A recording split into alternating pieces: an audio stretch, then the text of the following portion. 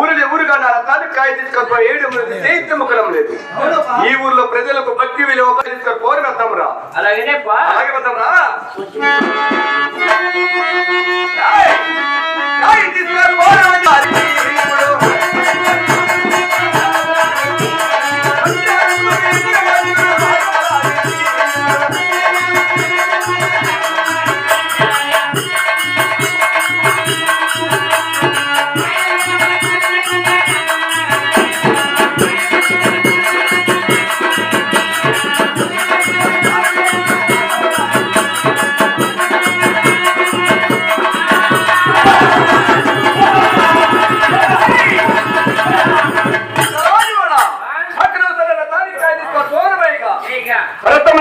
మాయమై తిరిగి వెనక్కి వెళ్ళిపోతుండగా నన్ను చూసి ఇక సరికాపు వీతలు నవ్వుడ కారణమేమిరా? నాకేం తెలుసు ఏమైనా చేసినావమ్మా? తప్పు ఏమి? ఈ ఊళ్ళో ప్రతి అడిగి సాధ్యం తలాలి అడిగాను.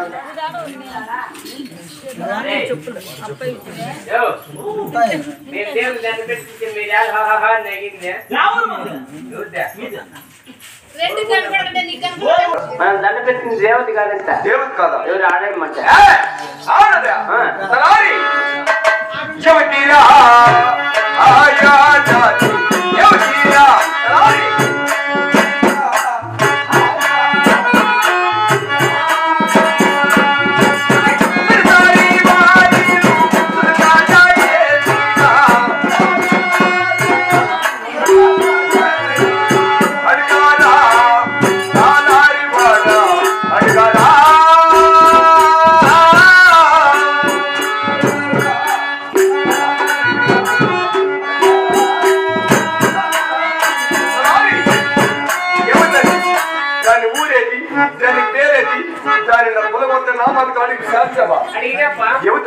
ఎవరు పాల్గొండ పరిపెట్టను వెళ్తున్న శ్రీరమ కొండమ్మకు చిన్నారెడ్డికి 6 మంది చంద్ర ఒక ఆడవారికి జన్మించి ఆమెను ఊరు ప్రజలంతా మెరవ తీసుకుంటే మనమే దండ పెట్టేసామంట. కొండమ్మ కూతురు బాలు చిన్నమ్మ వారం శనివారం మెరవడు వచ్చిన దేవతను పరిపెట్టాలని పెట్టిన ఆడదానిక కొండమ్మ ఒక్కరే ఇది ఊరుకున్నారా? ఒకటే వారు పుట్టినళ్ళు వాళ్ళు కూడా పరిపడ్డ ఇప్పి కట్టింగేమ్మా ఏమిరా? కొండమ్మ కూతురు ఎవరు కాదు, స్వయాన నా చెల్లెలు. నా చెల్లెలు కూతురుకు దండ పెట్టి అవమానపాలైతే నాకేం ఏం అవమానం రా? ఎంత అవమానము! రెండు దేశాన్ని నడిపించుకొని ఆరోగ్య శిరస్సు వచ్చి నమస్కరించి అవమానపాలయ్యాను కనుక దీనికి తగ్గ యోచన చేయరా? 50 రూపాయలు ఇచ్చే యోచన చేయడానికి డబ్బులు కదా ఈ చెప్తా. సరే చెప్పరా. 30 రూపాయలు బండాలు తెస్తా, 20 రూపాయలు బండాలు తెస్తా. బండాలు తిని నేను చచ్చిపోతా, బండాలు దగ్గర నువ్వు చచ్చిపో.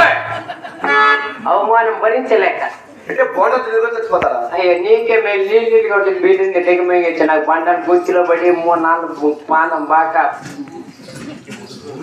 ఊగి ఏం చిన్నగా చేపలు పడాలి. నీకు నీళ్ళు ఉంటుంది బిల్డింగ్ తాగి చచ్చిపోవచ్చు. రాజాకరా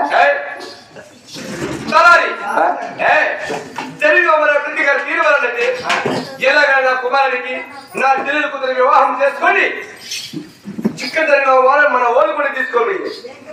బాగా ప్రతి తీర్చుకుంటాము. నాకే నాకేమరా నరుకుతా మొదలు పెట్టే వర్షాలు కూడా లెక్క చూడండి. ఇక రాఘవరెడ్డి నా చెల్లెలు కూతురు అయినా సరే ఎవరైనా సరే నా చెల్లెల మేరకు ఎలాగైనా మోసం చేసి ఒప్పించి కుమారుడికి పెళ్లి చేసుకొని అలాగే పదమరా.